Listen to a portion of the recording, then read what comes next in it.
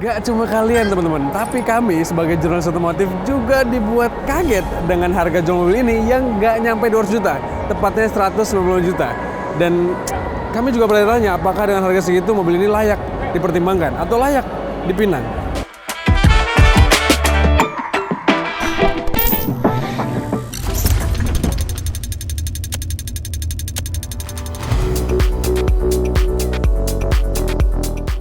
BYD bisa dibilang ngamuk nih di Gias tahun ini. Gak tanggung-tanggung, mereka meluncurkan Atto One ini dengan harga yang agak gak masuk akal gak sih? Gak percaya?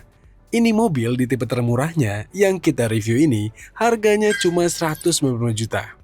Iya, gak sampai 200 juta udah dapat mobil listrik yang proper dari BYD. Dan mobil ini tuh praktis main di kolam baru, belum punya lawan untuk harga dan ukurannya. Meskipun dengan harga segitu ada Wuling REV atau DFSK Series E1 atau ketemu juga sama Wuling Bingwo EV. Tapi karena ukuran dan harga BYD Atto One ini sangat kompetitif, jadi ya BYD praktis bikin pusing brand lain yang lagi jual mobil listrik. Nah, dibanding rival-rivalnya, sebenarnya BYD Atto One ini jadi yang paling proper lagi secara desain.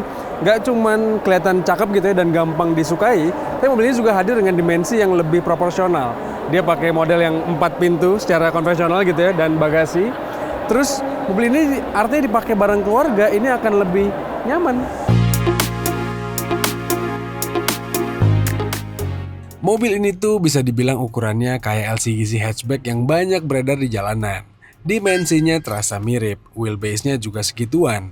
Tapi ini pakai roda yang ringnya 16. Jadi secara look lebih asik tampilannya. Nah, untuk dipakai harian, mobil ini juga bagasinya cukup banget lagi. Dalam dan bisa diekspansi kalau kita nggak mau pakai jok belakang.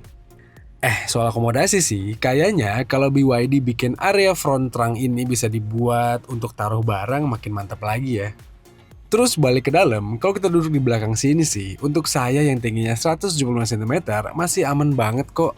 Walaupun ya sebagai city car, ini sih posisi duduknya agak tegak, ceper, dan lumayan tipis sih joknya. Jadi nggak terlalu suportif untuk perjalanan jauh. Terus ya, sebagai mobil yang entry level dan bisa dibilang jadi yang paling murah yang pernah BYD jual di Indonesia, ini mobil di belakang fasilitasnya nggak gitu banyak teman-teman. Ya paling yang kelihatan cuma ada cup holder doang di tengah sini, sisanya ya nggak banyak. Di depan sini juga kalau untuk yang versi paling murah ini, kita nggak dapat wireless charger. Jadi di tengah sini ini bolong, konsol doang, taruh HP nggak ada terjadi apa-apa. Terus juga di tipe termurah ini setirnya hanya bisa diatur secara naik turun doang, nggak bisa maju mundur atau teleskopik. Dan ya secara umum sih sebenarnya itu lebih dari cukup buat dipakai sehari-hari. Oh iya, selain itu pengaturan joknya juga hanya bisa 4 arah nih. Kalau yang premium kan bisa 6 arah pengaturan. Jadi ini tuh joknya nggak bisa naik turun. Selain itu, bedanya Atto One Dynamic dan Premium ada di jumlah airbagnya. Kalau yang ini sih cuma dikasih 4 dan ada di depan sama side curtain. Sementara kalau yang premium ada 6, tapi harusnya cukup sih ya. Udah gitu, bedanya lagi secara fitur di jendela supir ini nih, yang kalau mau naik turun harus dipencet lama. Nggak bisa sekali pencet doang kayak yang tipe termahal.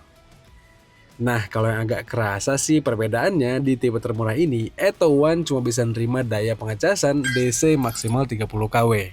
Sementara yang premium bisa sampai 40 kW.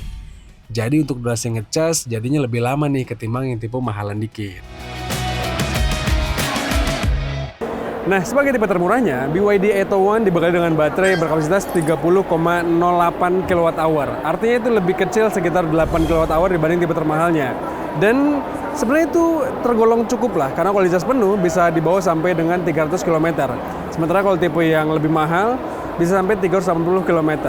Tapi menurut kami ya itu lagi-lagi lebih dari cukup, apalagi karena baterainya bisa dicas dengan pengecasan yang cepat atau DC charging. Performa mobil ini sih cukup banget untuk harian, apalagi sebagai mobil listrik berukuran kecil, spek segini sih hitungannya udah oke lah. Apalagi karena mobil ini tuh bisa dicas dengan DC charging dan bisa pakai colokan CCS2.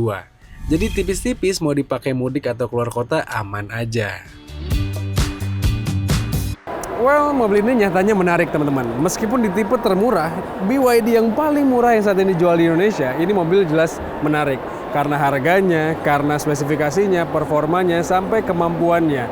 Mobil ini menarik dan rasanya cocok buat kalian-kalian lagi cari mobil listrik pertama dengan harga yang terjangkau. I guess I let my own self down, thinking that Kalau dari sudut pandang konsumen sih, memang harusnya mobil ini menguntungkan banget ya. Cuma kalau pakai kacamata industri, sayangnya Atto One ini datang di saat yang kurang tepat. Datang di saat BYD Indonesia belum menjalankan pabriknya. Jadi yang dijual ke konsumen awal-awal ini sih masih CBU dari Cina. Dampaknya apa? Ya ketersediaan spare part mungkin belum semasif mobil yang dibuat di dalam negeri. Selain itu, roda industri dalam negeri jadi nggak terdampak nih kalau mereka berhasil jual banyak mobil tapi dalam versi impor. Sayang ya.